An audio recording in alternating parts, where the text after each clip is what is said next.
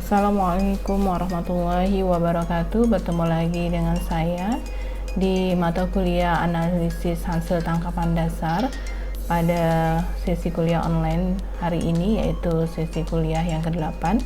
Saya akan bahas tentang faktor konversi hasil tangkapan atau FKHT dan hubungan panjang berat ikan hasil tangkapan.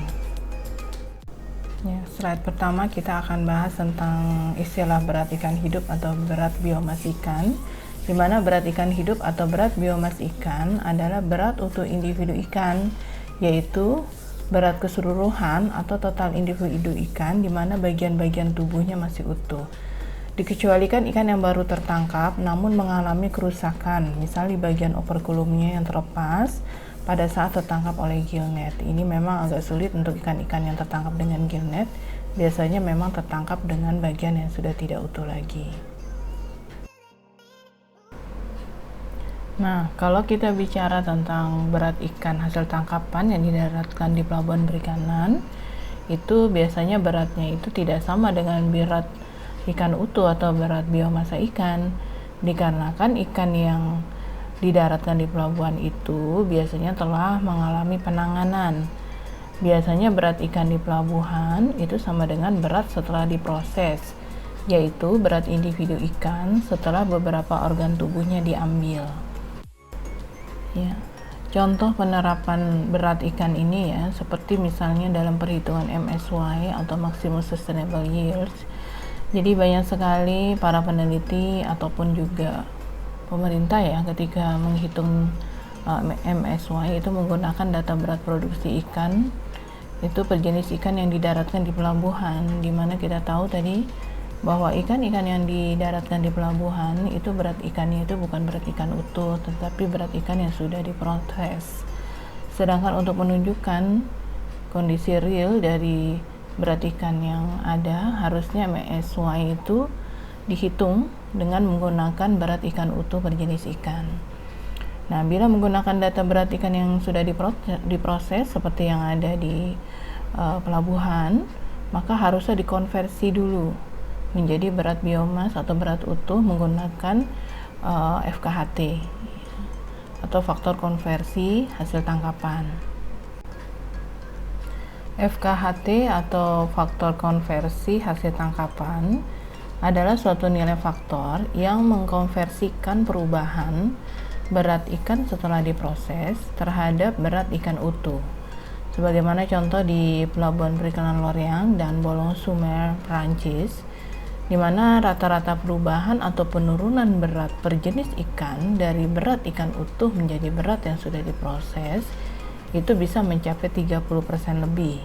Faktor-faktor berpengaruh terhadap FKHT perubahan berat disebabkan oleh faktor-faktor berikut. Yang pertama, alat tangkap yang digunakan, ya tadi sudah dijelaskan ya, salah satunya alat tangkap gillnet itu menjadikan operkulum dari ikan itu terlepas. Kemudian yang kedua, lama waktu di mana keluarnya sejumlah cairan mucus ikan di dalam palka kapal, termasuk lama sampainya di tempat pendaratan, itu menyebabkan berat ikan itu menjadi menyusut ya, atau berubah, menurun.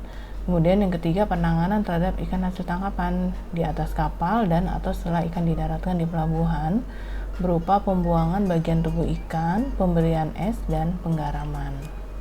Ya, semua itu adalah hal-hal yang membuat berat ikan itu menjadi menurun.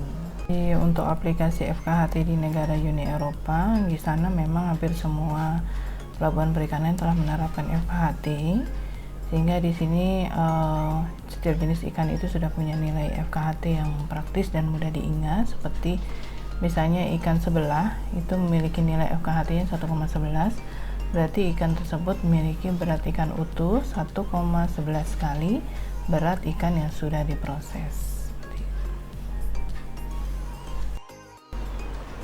Slide berikutnya di sini menjelaskan tentang rumus dari FKHT, di mana FKHT dinotasikan dengan alfa. Alfa ini adalah berat ikan utuh dibagi berat ikan setelah diproses, atau bisa juga kita katakan bahwa berat ikan utuh sama dengan alfa atau FKHT dikali berat ikan yang sudah diproses. kalau kita bicara manfaat dari FKHT ini ada dua hal ya yang dibahas di slide ini, yaitu yang pertama terkait dengan perhitungan stok sumber daya ikan ya. Dengan adanya MSY yang benar, itu harusnya MSY itu kan tadi dihitung berdasarkan berat ikan utuh ya. Kalau selama ini kan MSY dihitung berdasarkan berat ikan yang setelah diproses. Nah, kalau MSY itu perhitungannya benar berdasarkan berat ikan utuh tadi ya, maka sebenarnya hasil dari perhitungan MSY itu kan semakin menunjukkan stok sumber daya ikan yang real ya. Dan ini akan memudahkan bagi pemerintah melakukan perencanaan dan pengembangan perikanan tangkap, penetapan kuota hasil tangkapan dan sebagainya. Dan juga bagi pengelola pelabuhan itu akan memudahkan perencanaan dan pengembangan pelabuhan perikanan.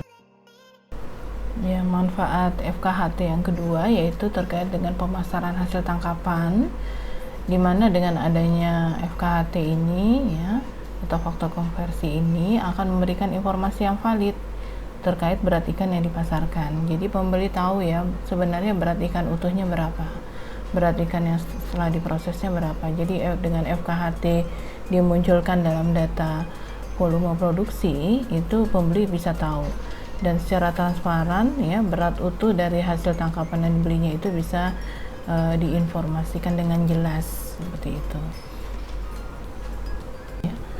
Selanjutnya kita akan bahas tentang hubungan panjang dan berat ikan, dimana sebenarnya ini masih terkait ya dengan FKHT karena kita masih bicara tentang berat ikan.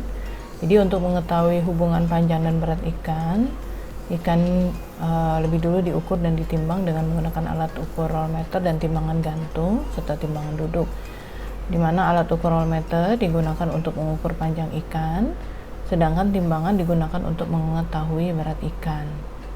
Ya, untuk hubungan panjang berat ikan bisa dianalisis dengan regresi linear logaritma ya, dikarenakan panjang dan berat merupakan fungsi bilangan berpangkat. Jadi menurut Hill tahun 1936, ini adalah rumus persamaan hubungan panjang berat yang sudah umum digunakan ya dalam biologi perikanan, di mana W sama dengan AL pangkat B. W itu adalah berat, kemudian faktor dari A dikali L, di mana L itu adalah panjang ikan ya, A dan B adalah konstanta. Ya, untuk memperoleh persamaan hubungan panjang berat tersebut, jadi persamaan satu tadi ditransformasi dulu ke dalam fungsi logaritma sehingga menjadi persamaan linear. Jadi hasil transformasi persamaan satu adalah log W sama dengan log A ditambah B log L. Ini menjadi persamaan kedua, di mana W adalah berat utuh ikan, L adalah panjang ikan atau fork length, dan A serta B adalah konstanta regresi. Ya, untuk nilai B ya, interpretasinya ini adalah menunjukkan pertumbuhan berat ikan ya. Jika B sama dengan 3, maka pertumbuhan berat ikan bersifat isometrik. Artinya pertambahan panjang dan berat ikan seimbang. Nah, jika B tidak sama dengan 3, maka pertumbuhan berat ikan bersifat alometrik. Alometrik ini ada dua, alometrik positif dan negatif. Alometrik positif itu ketika B lebih dari 3, di mana pertambahan berat ikan lebih cepat daripada pertambahan panjangnya. Sedangkan alometrik negatif yaitu B kurang dari 3, itu interpretasinya adalah pertambahan ya, terkait dengan hubungan panjang dan berat ya.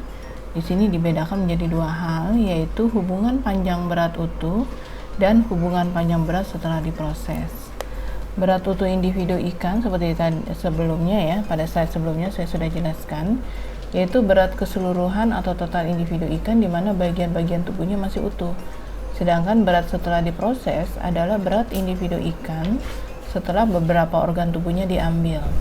Organ-organ yang diambil seperti misalnya insang, jantung, hati, lambung, telur, dan sisa bagian perut yang telah terambil.